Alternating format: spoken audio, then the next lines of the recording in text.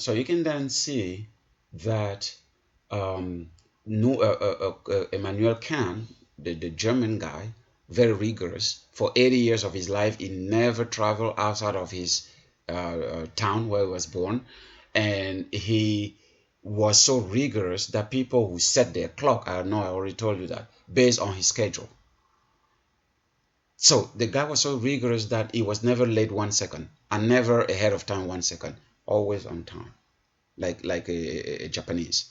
So and people, when they didn't need the clock, when they needed to know when it's 7, they would just look at where Kant was, because they know 7, he said 8 is there, this, that. So he never traveled. So he lived all his life in a very rigorous way. So that's why he's called in the philosophy field the philosopher of rigor.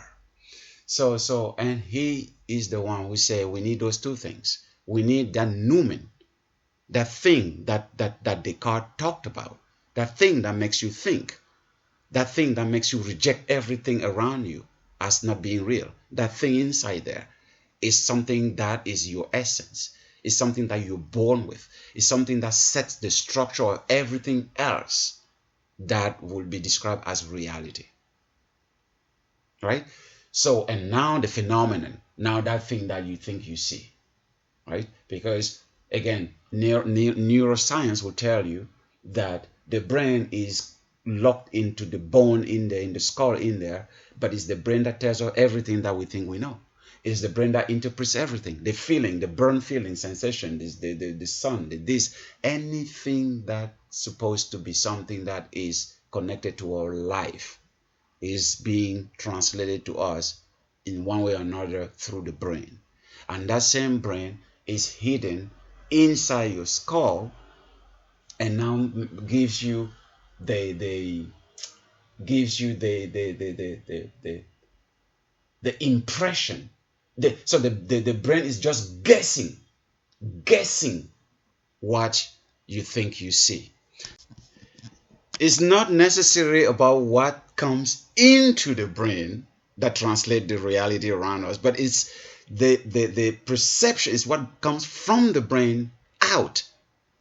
That is exactly what I was telling about Kant and the noumen. If we do not have the noumen, again, that whole debate about nurture versus nature thing, if we do not have the foundation, the inside, the structure, the noumen in here, everything that is outside makes no sense.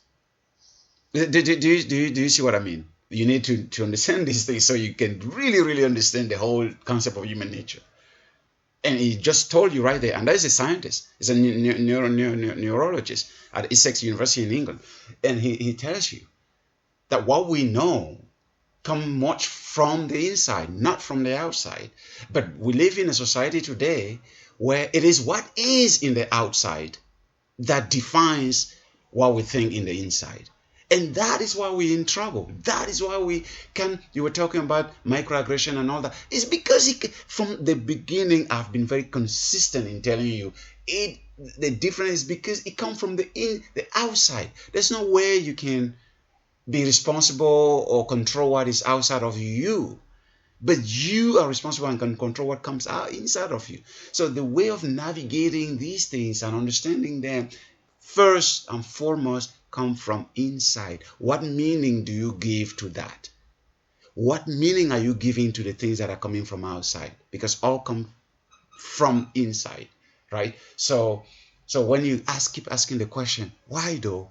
Why did they do that? And I say human nature, you have to understand that it stems from the core, inside, how people are fundamentally built from inside. So we will discuss a little bit more. He said that they have transformed the Essex campus, his university campus, they transform it into a kind of psychedelic playground. Like those images. These are the things that people who take psychedelics will see. The psychedelics that a lot of people at CIS, especially in my program, they do.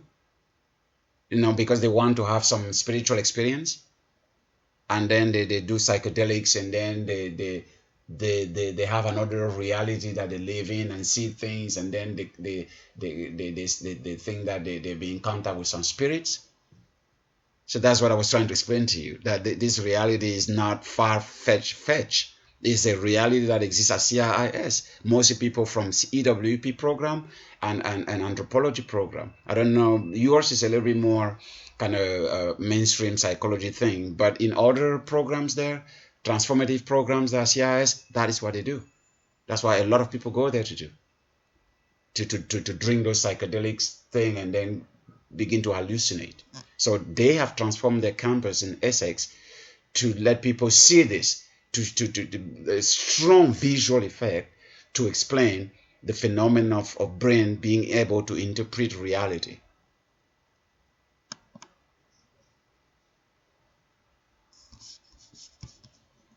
See?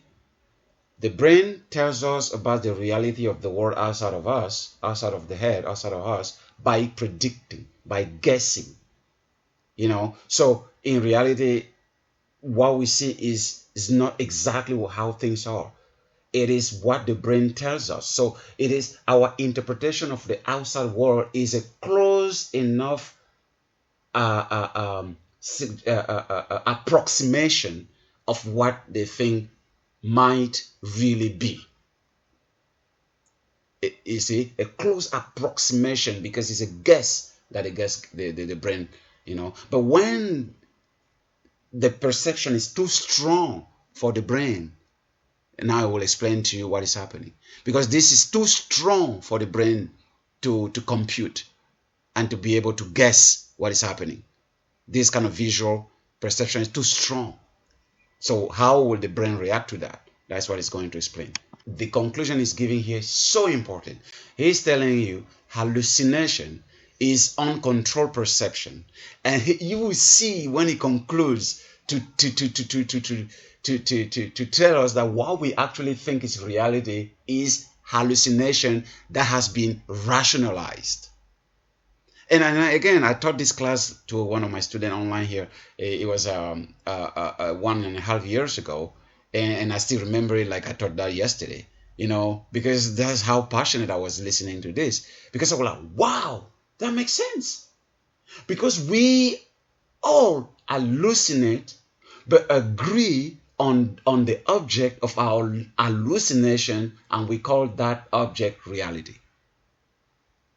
That is how where it's going. I'm just preparing you to understand that.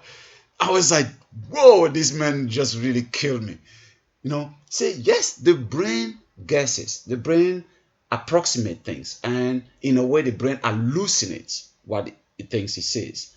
And we all hallucinates, our brain hallucinates by approximation, but then we all agree that that hallucination is reasonable, is reality. So in fact, the reality is just an hallucination that has been agreed as reality. So it's fascinating. Fascinating.